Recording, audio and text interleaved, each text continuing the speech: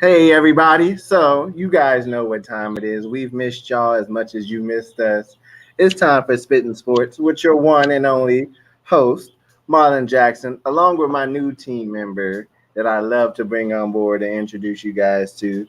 His name is D, and he's going to be with us moving forward for the duration of the show and moving in the future. So you guys welcome him with open arms. He's going to be bringing you the real just like we are, and we love to have him on the show. So, with that being said, we're going to go ahead and get into our first topics that we want to bring to you guys going into the second half of 2023. Our first topic is, and if those of you who watch basketball, you know who Victor Wembanyama is, our first question is, will Victor Wembanyama be a star or be a bust? And I'm going to go ahead and let my new teammate and new host go ahead and answer that question, and I'll go ahead and feed off of him. Hey, good night, how's everybody doing tonight? I want to thank everybody for tuning in. Those that haven't tuned in, I appreciate you for watching later on. But I'm sold. I think he's a star. I don't think he's a bust. The young man has played 54 minutes in 2 games. He has 36 points, 20 rebounds, 8 blocks, 3 assists, and is shooting 40% from the field. Now, right now, everybody's saying, what if he gets hurt? He's small. I'm going to say it again. 2 games, 36 points, 20 rebounds, 8 blocks. That sounds like Jokic. Now, is he going to get hurt? I can answer that. But as far as right now, he's going to be the leading scorer in the league this year, potentially, if he gets the minutes. That's my answer for that one.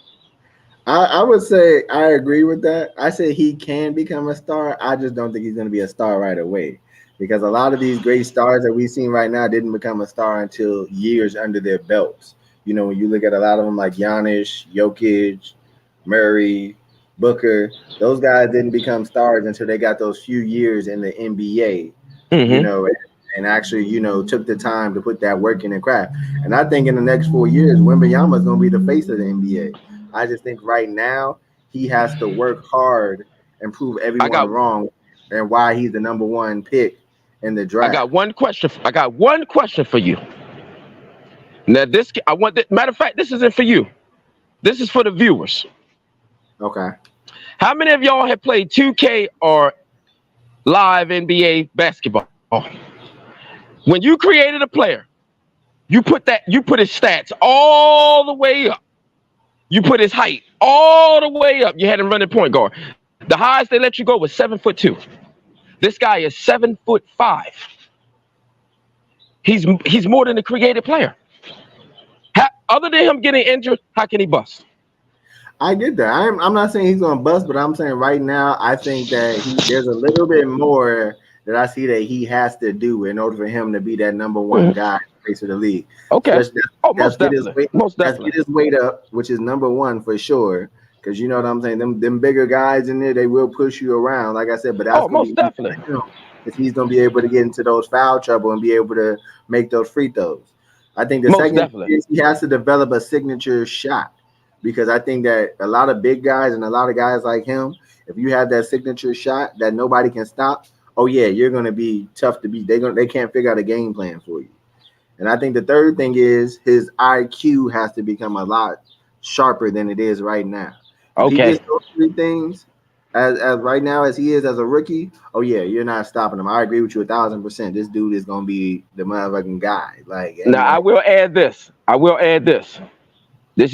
a betting guy.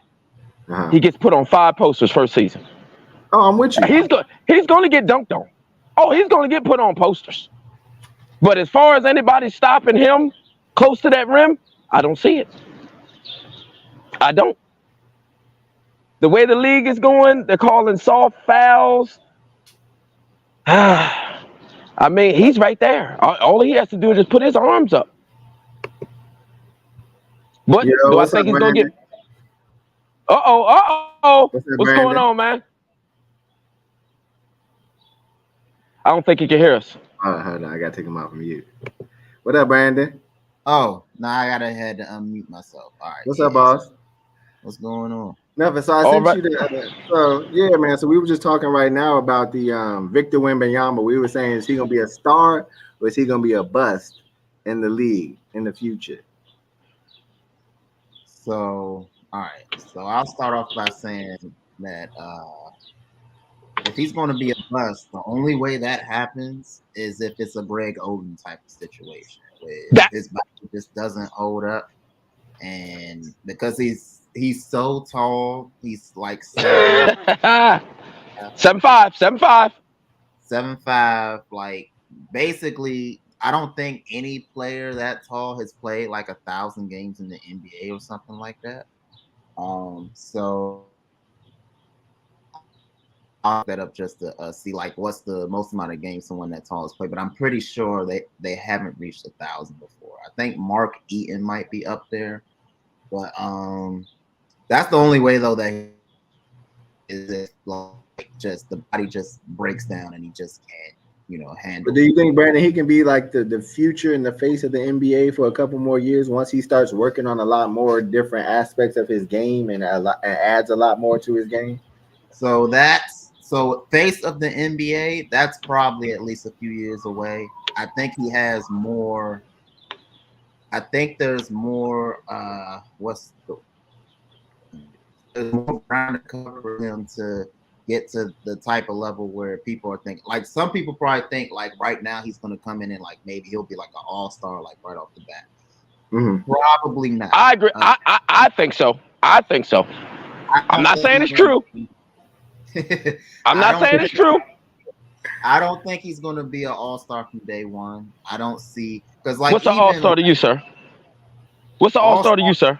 So it's like top 25, top 30 player in the league type of player. Like he got that. I just don't think he's going to have a winning season. No, he's not. Well, the Spurs are not going to win much. That's for sure. They're not ready. But also, I think he also has some things that he has to figure out, and with his body and with his current skill set as it stands. I think that what you're going to see from Victor is you're going to have those highlights, like where it's like, oh my goodness, look at like how is 7'5" and doing all of this stuff. Oh my god! But in terms of like crazy box, you're gonna see like some one-legged three-pointer like every other week or something. He's gonna do something crazy where you're like, yo, like how is this guy this size doing this type of stuff? Like we've seen him on that game against the G League Ignite a year ago. Like you're going to see all of that, but I think in terms of actual like impact on winning, I don't see him being like a top 30 player. Maybe I don't think he's on the right team right now to win. No, he's not. So I totally agree with you on that. So here's the thing. Like for me, when I say he's not going to be a top 30 player, like in terms of how an individual impacts actual winning basketball. So like this doesn't necessarily mean like you could be an all-star level on a losing team because the rest of your team just isn't up to snuff yet, right? So like what I'm saying is for him, it's going to take him like probably a year for him to really hit that stride to where he's at that level to where like okay, like I expect that's like okay, like this guy's like here. I think next year it's going to be a lot more. You're going to see the potential. It's going to be clear. I think he's going to be good right away. I think he will be good. But there's so do you see 25 a night for the young man? No, he's not. Woo! Brandon, he was facing it off of getting to the foul line because he knows that he's going to get fouled every time he goes into the paint. Yes, sir. He 25 a night is easy. Basing it off of that, not just scoring straight up 25. I don't see him being a right off the bat. Like that's going to take some time. No 25. So you don't see no 25s. So here's the thing. Not a night. He's going to have those games. But I'm saying now, other than Jokic, Embiid, and Anthony Davis, who can even attempt to guard this guy? Well, first of all, Jokic probably can't guard him either.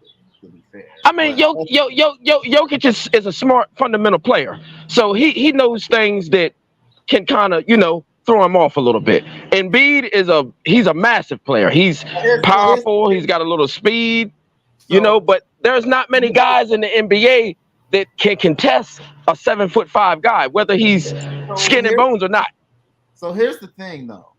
He's probably not playing center at least that first year. Right? No, he won't be playing center. That's the part. That's the part that I'm arguing. I'm putting centers on him. You're saying he's not going to play center. So now you're telling me you're going to put a smaller guy on him. Yes. And he's not going to get 25. No. And here's why. Because if you put a center on him, now you're putting somebody on him that he can kind of put in the mix. He can drag them out the paint because he might be able to get to the point where he could be a respectable shooter. Oh, he shoots threes. The young man shoots threes. That's probably arguably his biggest swing skill is just how good of a shooter is he going to be. But that's the stats are right now with his 2 games he shot 41% from the field. Yeah, he's not. That's what I'm saying. His offense is going to take a while to really hit its stride. I think that if you're looking for the argument that he's going to be a star right off the bat, you're really looking at offense is going to take some time to really come together. I think defensively where you're going to see the real big impact, where he's go gadget arms. Yeah, I got you. But he also has like, again, for that size, the mobility. He also has the instincts. He's a guy that can pick up concepts pretty quickly. Rather, like he has the feel on defense. They're probably going to play him at the 4 on defense, so he's not going to be around the rim as much as you would think. But again, because he covers so much ground, he's probably still going to get to a lot of shots anyway. So like defensively, I actually think that's where he's going to make his greatest impact right away, and also in the long run, because I think he has the potential to be the greatest defensive player of all time. I'm gonna put some butter on the biscuit. Mm-hmm. I'm gonna put my foot in my mouth. This is for the viewers. Mm-hmm. First 10 games of the regular season, if Victor doesn't have 7 25+ games, Marlon is going to figure out who's going to win, and I'm going to cash app you $100. Okay. We ain't got to talk about it no more. Hey, but Brandon, Marlon. So you from now on, you pay attention to who's viewing, who's sending feedback, who's commenting, and those are the type of people that they're eligible for that $100. But Brandon, I was looking at it like this, Brandon, because if you look at it, let's name a couple of guys that were 7'5" in the last 10+ years. None. You had Yao Ming, probably. Yeah. What's the dude? George Marisine. And you had that dude, what's his name? But he's not even in the league anymore. Taco Falls. With those guys, right, and knowing their career, the one who had the best career out of those guys was Yao Ming, in my opinion. Yao Ming. I would say the reason why Yao Ming didn't last as long is because of his weight. Because when people stepped on his foot, he had a broken foot and he retired. Like, don't forget, hey, Marlon, age. Yeah, age too. So it was his age and it was a broken foot. So what I say with Wembanyama is, like I was telling D earlier before you had gotten on, I was telling him, I said, once he gets that IQ and that body weight up, I think that there's no stopping this man. No stopping him. He has everything else that he needs to add to his game. And then with that coach that he has too, oh yeah, there's really no sky that this dude can't reach. You know what I'm saying? Because there's no true position in the NBA anymore. So this dude can really play the 1 through the 5 if he wanted to. You know what I'm saying? Correct. Set position at center, power forward, small forward, guard, and shooting guard. Anybody can play any position as long as you're able to be mobile and agile. Correct. With that basketball. Correct. Denver Nuggets showed you that. So what was Gordon's position? This guy here, he's gonna play any position he can and contribute to it regardless. But he's not gonna do it in his first year. I don't say, but I will say he is gonna impact it after that second year when he knocks that rookie rust off and figures out what needs to be done to win games and to be that guy. You know what I'm saying? Because you got the right tools around you. You got the right influence in San Antonio with those guys who won championships. And you got a head coach and an organization that's going to back you 1,000%. You know what I'm saying? Because Spurs are not a scrub team that doesn't win games or that's not known for winning championships. And they were injury prone. They were injury prone in the playoffs. I will say they're probably not going to be in the play-in mix this year. I would say I agree with you. I would say they'll probably be a 10 or 11 seed at the most. Yeah, absolutely. Absolutely. Moving forward in the next 2 to 4 years, I think that they would definitely become like a 9, 8, or 9 seed. I'm gonna say this. I would say the Spurs do have decent players on the team. Yeah, as far as guards, guys, they have like a couple of vets in there, and then the rest of them are 2-year, 3-year players. And they got players on there, but the only thing is they don't have a dominant big man. Now, Victor's not going to be a dominant big man, but I actually say their biggest weakness is they don't have that good of a point. Like, I would say that's their biggest weakness. I can see that. They don't have. I agree with that. I agree with that. Trey Jones is fine, but like if you're trying to seriously compete, particularly in the West, they need a more dynamic point guard, which they don't have right now. Hey, B. Monty, I got to ask you a question. Who just picked up Chris Paul? The Warriors. He's a dominant point guard? Not right now, but he doesn't have to be because he's probably going to be the sixth man on the Warriors. Okay, because see, what I'm telling you is Victor's going to spread that floor so good that you don't have to be a great player to score buckets. With a guy like that out there on that floor with you. No, but the threshold in the NBA now is so high for how good you actually got to be. Like, look at a team like Orlando last year. Right? Orlando had guys like Paolo Banchero, Franz Wagner, Wendell Carter Jr., Markelle Fultz. Like they had guys that can all play. That was like, what were they in the East? Like 13th? Like they were like 13 to 14. Yeah. And they had that Ricky the Suggs that just came last year. They also had Bobo. Like it's hard. Like the NBA is so hard now, where it's like, and this is why expansion is going to happen very soon. Because it's like there's just too much talent to where it's like you look at a team that's supposed to be scrub, like your average like team that wins like 33 games, you can find like 5, 6, 7 dudes that are like pretty decent to not if outright pretty good. Like and like the Spurs have guys like Devin Vassell, Keldon Johnson, Jeremy Sohan. He's pretty good, Johnson. Right. And now Vic's going to be in there.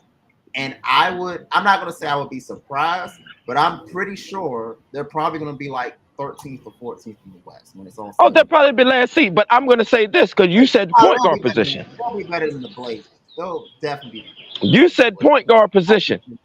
I don't even think there are any good point guards in the NBA anymore because point guard is not utilized anymore. Hold on. Hear me out first. The point guard is not utilized anymore. Everybody shoots threes. There's no plays being run. There's no pick and rolls. There's really no offense. Everybody's shooting threes. It ain't like no John. Other than Jokic and Murray, you didn't see one pick and roll in that playoff from any team. I'm keeping it real. I grew up on the era of Steve Nash, Chris Paul, Jason Kidd, all those type Jason Kidd, Rajon Rondo, guys that really facilitated the basketball team. Sean C. Billups, guys that really, facilitated. They're just shooting threes now, bro. Well, Nash should have shot. The point guard has to be able to score now to even be relevant. That's true. However, I will say that the point guard position itself, as their designated, the deepest position in the entire league. Correct. I agree with that, but it's not being utilized right now. It's not. it's not a quote unquote traditional point guard, which really, when you say that, what you really mean is a guy that passes and doesn't score. No. I'm not saying that. I'm saying that facilitates the team. That's the offense runs through him. I'm not saying he's got to be a great scorer or a great shooter, but they don't do that anymore. That's what I'm saying. Like when we say like quote unquote pure point guard facilitator, a lot of times what that really means is a guy who can't really score that well, but at least he'll pass the ball around and get the offense moving. But then you have guys that can kind of do both now. Like basically you have to do both. Like you have to be like a Trae Young or yes. a Doncic. Or Damian Lillard. I don't know if they have him at point guard. What's Dame's position? He functions as the point guard, basically. Luka. Okay. Like he's heliocentric, where the whole solar system runs around Luka Doncic. The whole solar system runs around Trae Young. The whole solar system used to go around James Harden in his prime, right? Like guys that handle the ball and like everything would go through them. LeBron, is like that, where functionally they're kind of like the point guard in the sense that everything does go through them, but they're not the point guard in terms of maybe even their position because they're too big, like Luka or James Harden, or you have Trae Young where actually he is point guard size. And I'm not even going off the size. I mean, from what I saw this playoff series, James Harden stuck up the gym. He had 2 50-point nights. He didn't do nothing else. Well, yeah. Harden. I mean, that's being said. That's James Harden, which I ain't surprised. But D, let me ask you. So that's not. Talk to me. Let me ask you this. So, what do you think about these international players now starting to become the new face of the league? Do you think that that's a new transition and a new era into the NBA with these international players? I'm gonna be real with you, and I hate to say this, it really hurts me. Yes, because I'm gonna tell you why I think these guys actually want to go out there and really play basketball. I don't think they're not about it for the money, or they're not about it to just. No. They're about. Now, I'm not saying they're not about it for the money, but a lot of these guys now over here in the United States, it's about women. It's about how cool you are.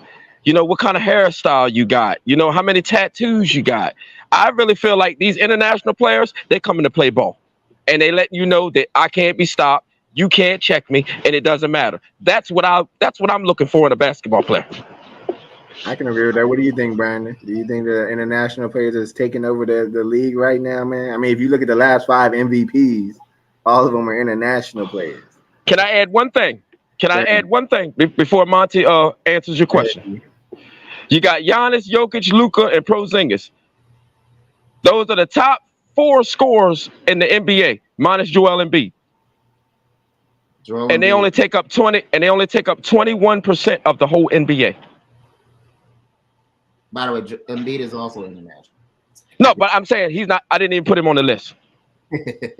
But so I will say this in terms of like absolute superstars, yes. When it comes to the actual like top of the league, internationals are kind of taking over now, and then, of course Wemby is going to add to that. Basically, your only hope for the U.S. side, for the superstar side of it, is like Zion, who can't stay on the court. Ja, we know his problems. Yep. Anthony LeBron. LeBron. Oh, you got his LeBron. But I'm saying like going forward, not. Okay, LeBron. I got you. I understand.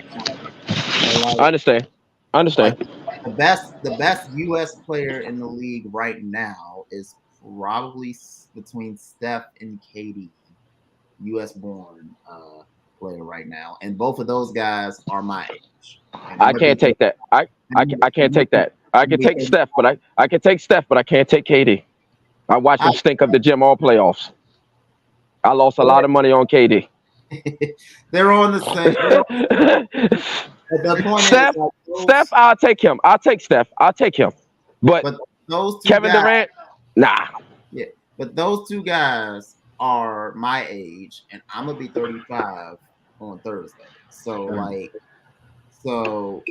when you look at that, the next best U.S. players after them. You're not looking at Booker? No. Booker would be in the tier for me with Jimmy and Tatum for the next one up. You don't got cable, do you? Who? You don't have cable, do you? He got cable, dude. What you mean? Or you just got local channels? Because please take Jimmy out of that. Jimmy, please, let's not do that. Hold on. Now the other guy, I will accept. Jimmy, no. So the Jimmy that just got the Heat in the finals just now, and he actually didn't get the Heat in the finals. The Heat got themselves in the final. They were a great team. They played together as a team. When it came down to the clutch, Jimmy did not give them anything. They played good. For those undrafted players, come on, Monty. For those undrafted players, let's not get up here and act like Jimmy Butler took them to that playoffs, because he would have been leading the league in scoring if that was true. Well, they all around played ball. They all around played ball. Now, there was nights when Jimmy gave you 40 and 50. Yes, absolutely. I will agree with that. But he did not take that team to that playoffs. The whole team played as a team to get there. But the whole team has to play as a team regardless. Because even if you look at Denver, I would say Jokic was the best player in the league throughout. Oh yeah, hands down. Hands down. Oh, now we all agree on that. But also they had Murray, they had KCP, they had he had a supporting cast around. He had a supporting cast, and I agree with that. But when it came into the playoffs, did Jokic do what he was supposed to do? Yeah, he did every round like he was supposed to. And that's did he do what he was supposed to do? And that's why I piggyback off the international players. And understand, I'm not saying Jimmy Butler is on the Jokic level. Oh no, he ain't gonna never be. I mean, but Jimmy Butler, I think, is another Carmelo Anthony to me. I think he's another good player that's just gonna has a name. And I love him. And I love him. And I love Jimmy. I don't think ever get over the hump to get to where he needs to be. I think I love Jimmy. Players like what D was saying, they're hungry. They got more fire in their belly right now. And they're on a new level that you just ain't gonna be able to top unless you came from where they came from. Because a lot of these guys came from poverty. A lot of these guys ain't have nothing, and now that they're fighting for something, they're gonna keep what they fighting for. I don't think that these American guys are gonna stand a chance moving forward into the league on winning a championship. Well, let's who beat Milwaukee? I think I can't think of that off my mind, and I don't want to just make something up. Miami Heat. So you think if Giannis had never got hurt, you think Miami would have even made it? Yes. So you're telling me the way Jimmy Butler played, you honestly think they would have made it past Milwaukee? I understand. First of all, the Milwaukee series was Jimmy's best series. That was number one. And correct. He was going off, really going off. Correct. He turned his ankle against New York, and he could never get that same consistency after that. But I'm gonna tell you this. Go ahead. I'm sorry. Let's stick to the facts on that Milwaukee series for a second. So, Giannis gets hurt in game one. Now, Milwaukee was getting their butts kicked even before Giannis went down. They were. Giannis goes down. They lose game one. Fair enough. Game two, they came out, blew the Heat out, and then the Heat win game three in a blowout. Giannis comes back. They lost both games that Giannis comes back, meaning that the one game that they won, Giannis didn't even play. And they lost all three games that he played in. And Jimmy outplayed Giannis in every game that was out there. Now, I'm not saying Jimmy's a better player than Giannis. I don't believe that at all. But we can't argue that. They're two different positions. We're not even gonna argue that. I'm just saying that Jimmy Butler, when it came down to the clutch, he was not that player that you were just telling me about. Yes. Against New York, mostly yes. Boston, not as much. Though, well, no. The first two games in Boston, yes. After that, they didn't need the clutch in game three. And then, they had the 3 straight wins for Boston before the game 7. And then, of course, against Denver. Now, let's go to Denver. What did he do in Denver? They didn't come through. But here's the thing. They didn't come through against Denver, but here's the thing. Nobody came through against Denver. Everybody. Correct. I will agree with that. Absolutely. Hands down. So it's like, and again, I'm not saying Jimmy is a top 5 player. I'm saying he's more like lower end of the top 10 type of player. That's a different That's a different level. So I'm saying Jimmy is on a similar level to a Devin Booker or Tatum. Like that's the range we're talking. Like because Devin Booker, as good Ooh. as Devin Booker Ah. in the second round, that is outside of the norm of what Devin Booker has been. Devin Booker is looking like a superstar right now. Right now, yes. But it's how much of that is, hey, he was on a heater for 2 or 3 games versus this is just who he is now. Like Correct. Like yeah, that's why I'm being a little cautious on Booker. Now, if Booker does that again, okay, now we're talking like, all right, now you're like number 8, 7, maybe even 6 player in the league, something like that. Right now, Booker is like around that top 10. Like that's okay. Devin Booker, and again, that's where I would have Tatum. Well, I would say as long as these international players is in the league, I think these NBA players are gonna have a run for their money, and it's gonna be hard for them to be in these top 5. I will also say, let's rehash this conversation in about 3. Well, it's going to take some time for these guys. No, that's fine. Like I said, we'll come back to it down the line. No, what I was saying is the next few years, in about 3 years, we're getting potentially 2 super duper stars, American born in about 3 years. That's going to come into the league, and Cooper Flag and Cam Boozer. That's down the line, right? But those are the guys who are next, but they're not going to be in the league till 2026. So my thought is like overall, Americans still dominate basketball, but in terms of the absolute tippy top of the league right now, tippy top, I almost wanted to agree with you. I almost slipped up until I remember who won that ring. I almost agreed with you. I'm saying at the absolute tippy top of the league, it's the Denver Nuggets right now. You know that, right? It's the best. It's the Denver Nuggets. It's the Denver Nuggets. Yeah, the international player right now. We're not. Granted, I agree that Jokic is the best player in the league. No. We talking about at the tippy top. We gonna pay respect. I don't know who your team is. I don't know who Marlon's team is. When you win the championship, you at the tippy top. But I'm talking about individual players. For me, you're talking about individuals. Yeah. Okay, they got Jokic. He's the best player in the NBA. And I agree with that. What I'm saying is that the question is, are international players like taking over the league? And I said at the absolute top of the league, yes, they are, because with the top 10 players in the league, about probably half of them are international now. Like again, right. 21.8%.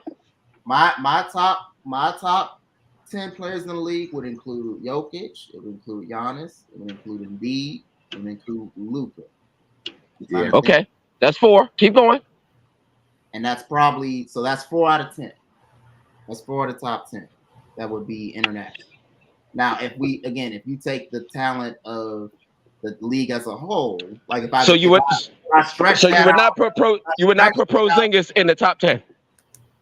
No, Porzingis is more like top 30-ish, like top 30-ish. I don't like the guy. I don't think he's very good. So I'm okay with that answer. Porzingis was actually really good last year for the Wizards. It didn't get much attention because the Wizards weren't that good, but he was the Wizards' best player quite easily. Oh, hands down. I mean, him and Kyle Kuzma, definitely did their thing in DC. And Marlon, that's the thing that we arguing. With a bad team, a bad record, and a bad season, the guy still came out every night and put on. A lot of those international players, man. Think about it. Luka did the same thing. Dallas went 8-12 their last their last 20 games of the season when they got Kyrie Irving. And Luka still averaged 29, 30 points a game with that Dallas team. So it just says a lot. Like you said, these guys are now on these teams where they're getting these players that are going to benefit them. But the thing is now, is that going to excel their game as an international player? Because now that you have Kyrie Irving as your side piece, now that Giannis is going to be back next season, now that Joel Embiid added a couple more pieces to his team, now that Jokic is going to keep some of the players he has, Porzingis is with the Boston Celtics. Are these international players going to continue to keep that pressure and keep that top of where they're at or are they going to let loose? And I see it. I see it. International players, they're just playing harder right now. And I'm with you on that, D, 100%. I'm not saying they're better. I'm not saying they're better, but I'm saying right now they're hungry. They're the dog in the fight right now. And they playing. Denver. Them boys playing ball, man. And I say as long as Jokic, is still has that dog in him to get another title, he's gonna be at the top of the league and the face of the league for the next couple of years. Yes, sir. There's nothing you can do about it. Nothing you can do about it. Nothing. And the last I think this is just my prediction. For the next 2 to 3 seasons, any team that wins the championship in the NBA will have an international player on there. Oh, for sure. I can agree with that. Well, yeah. I mean, almost every team has at least one international. Well, we ain't talking about the ones that sit on the bench. We ain't talking about them now. We ain't talking about them now. The ones that actually get the playing time, and the ones that actually contributed. Yeah, we ain't talking about the ones. We ain't talking about the ones that don't play. I'm talking about them top 5 that we just talked about. Yeah, if we're talking about one of the top 3 players on a team, right now the favorites for next year is probably Denver, Boston. Both of those have one in their top 3. The Lakers don't. The Suns don't. Milwaukee. The Clippers don't. I mean, a lot of those teams that we see now that's what piggybacks, and that's what going into our last subject. What about the Warriors? The Warriors, I don't see that either, because I see the Warriors are going downhill, and that's father time is catching up with the Warriors, because everybody's figured out the Warriors now. You know what I'm saying? Guard Steph Curry? a lot of these guys are seeing that if you get inside everybody else's head and just let Curry do what he has to do, you're gonna beat him. You know what I'm saying? Because Curry's gonna be a dog. He's gonna go out there and do what he can. But once he's out, who else is gonna step up and be that guy for the Warriors now? A lot of these teams have figured that out and have seen that, and they're like, yeah, we're not worried about anybody else but Curry.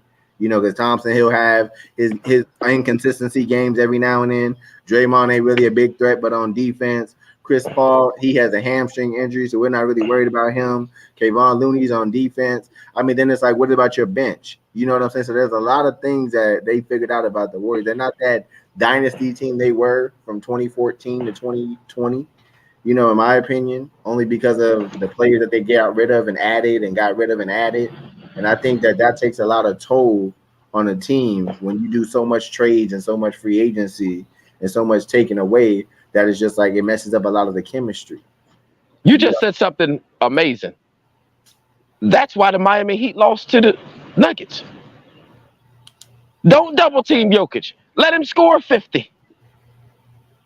Don't double team him. He's gonna get. If he's gonna score, you can't stop that. Beat the rest of the team. Let the rest of the team beat the rest of the team. Let the rest of the team beat you. Why you think Jokic ends the game with 14 assists? Do you really think he's that good of a passer? Yes. No, but once he knows he double team him, he's like, all right, I got Murray here gonna shoot a 3. I got Porter that's gonna shoot a 3. I got Aaron Gordon that's gonna shoot a 3. Exactly. CP that's gonna shoot a 3. Exactly. That's why those assists are so high. It's not like he's running through there and he's dropping dimes behind the back. He's just throwing it off a double team. Johnson out there throwing behind the back passes and doing he's throwing it off a double team. Cool. I would say Jokic might be the best passer in the whole league right now. Oh yeah, now. But he's not really throwing any passes. He's just getting rid of the ball off of a double team. Do me a favor and look up Jokic highlight. I got you. I'm going to do that tonight. As soon as we get off of here, I'm going on there and I'm thinking specifically about you. I want to see this guy throwing that ball like Magic Johnson or John Stockton or one of these guys or Jason Kidd off the elbow. I'm looking for that tonight. Now, Brandon, here's the last thing we're gonna go off with. I think the last thing we were talking about is what is your definition of a true superstar? And that can be anything. That can be on the court, off the court, the impact of the game, the impact out of the game. Like, what is your definition of a true superstar in your eye? People that can, really leave their impact on the game or their mark on or after the game once they leave the game. So I have 2 definitions, basic definitions. The first one is you could win an MVP and it's not that crazy. So that's number 1. Okay. So it's not like a BS vote. Like you're like a legitimate, like you could win an MVP. But the other big one is you could conceivably be the best player on a championship team. Okay. So, I'm not saying you have to actually win a championship, but at least there is a fair argument that the tools to be the best player on a championship team as you currently are. And it doesn't have to be like, it's not like a 2004 Pistons situation where, you know, we just have like 5 super duper good starters all at once. But like, you're actually like, you are the driver to why your team is a legitimate championship contender. Like So I'm with you on that. So D, let me ask you, D. So what would you, if you wanted to create your ultimate superstar, what would your superstar have to have in order for you to win games or leave an impact on games? Right now, Jokic. That's it. That's my answer. Jokic. Just play like Jokic. Do what Jokic does. Go out there, dominate, pass the ball. Don't care about scoring 50 every night, and just win. That's a superstar. Hands down. Nothing you can take from that young man. Some nights he scores 18, some nights he scores 40. But as long as he wins, he's happy. That's a superstar. I think my definition of a superstar is, I think number one, and I'm probably gonna piggyback off of what Brandon said. I think number one would be your impact you leave once you leave the game. I think that's a superstar to me, because I think when people can talk about you from years down the line, from what you did off of the court and on the court, I think that's what makes you a superstar in my book. Because you tricked me then. You tricked me then. So I had a bad answer. No, you did. There's no such thing as a bad answer. But I'm saying in my book, I think that's somebody that to me is a superstar, because you can always talk about them. You can talk about the impact they left, the good that they did, the stats that they had, the highlights that they had, what they did for their community, what they brought to, the city, things of that nature. That's what I consider a superstar.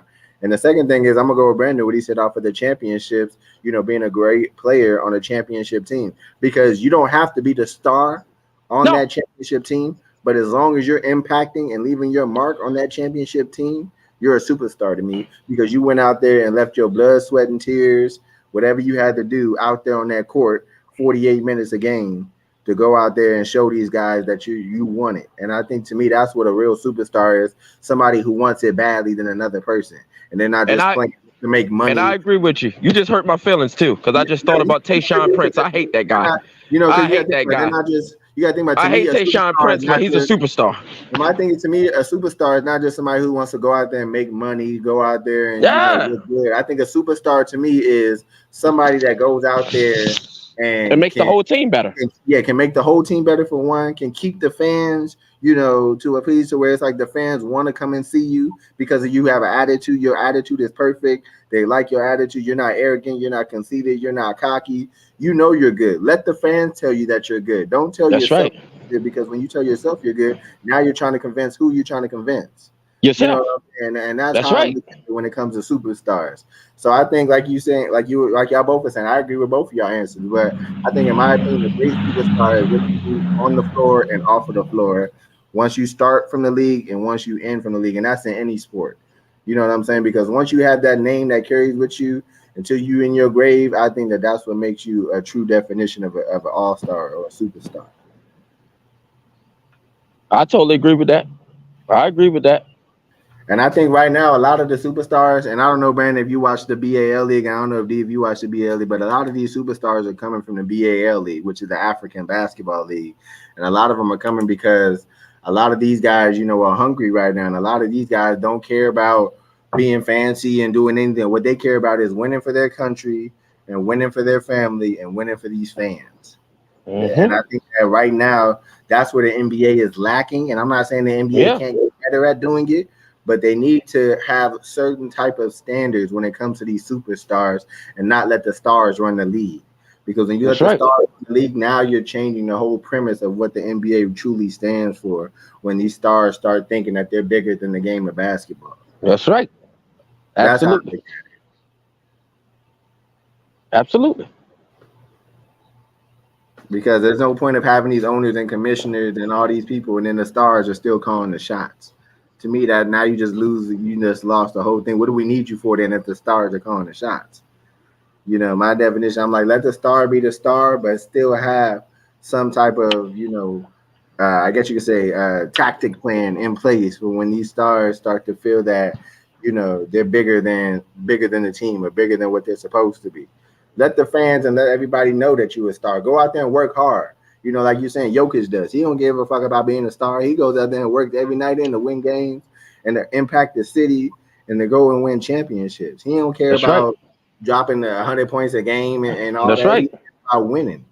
He don't care how you got to do. He don't care if it's the ugly way of winning. He might have 10 points and 20 assists, and he's happy with the W. As long as he can win in that system, he don't even care if he scores 2 points and gets 18 assists.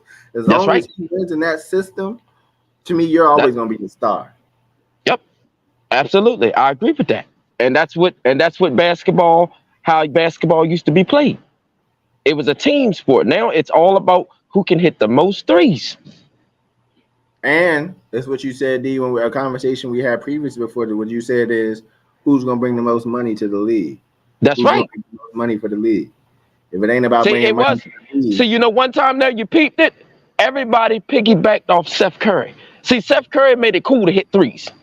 I mean, Ray Allen hit him, Reggie Miller hit him. We had a lot of guys that hit threes. But they didn't do it like how Steph Curry did. They ain't doing like how he did it. Shots and all this, yeah. Pulling up from the NBA logo and doing all that. So now, guess what everybody wants to do? Pull up from the logo and start shooting threes. And shoot threes. They don't care about winning no more. Steph changed the geometry of basketball. Oh, hands down. Yes, he did. Yes, he did. Yes, he did. He's his own breed of basketball, and I agree with that 1,000%. I don't think yes, he did. Steph Curry in the league, in my opinion. Because one time there, everybody wanted to dunk. Everybody wanted to dunk one time there. If you couldn't dunk, you wasn't nobody. Remember everybody wanted to be Air Jordan, right? Everybody wanted to be Jordan because everybody wanted to dunk and do all that. And now it's like Steph Curry now. Everybody wants to shoot threes. Everybody wants to shoot threes. From the 1 to the 5. And a lot of that, hands down. And a lot of that is because, also in part because teams drive that, where that's what they want. They want guys that can shoot. And also, you have to understand with the way the league's set up now, like, if you can't shoot threes, you better be and like very, very elite at it. Like, you better be like an elite rim protector, or you better be someone like Ja Morant where they just cannot stay in front of you. They can't keep you out the paint. Like, you have to be like uber talented at some other aspect, or otherwise, because the way defenses are set up now, it's like, look, if you don't have at least 4 reliable shooters on the floor, guess what? We're going to pack the paint. Yeah, you done. Can't score. Yeah, you done. You done. Yep. Now, I will say it like this, y'all. This is how we're going to end this. So, it doesn't matter who wants to go first in this order. If y'all had to, and me and D had this conversation a week ago. If you had to come up with your top 5 players on a team that from any generation or any era, who would it be and why? I'm going with Victor at my point guard because that's unguardable for any point guard in the NBA. I'm going with Jordan at the 2. I'm going with Dirk Nowitzki at the 3. I'm going with Wilt Chamberlain at the 4, and I'm going with Shaq at the 5. Okay. Everything is out of position. There's mismatches everywhere on the floor. Brandon, but we know that'll never happen. So top 5 players ever, if I had to say right off the top of my head. So top 5, so probably LeBron, no in particular, LeBron, MJ, Kareem, Bill Russell, and Shaq. Okay.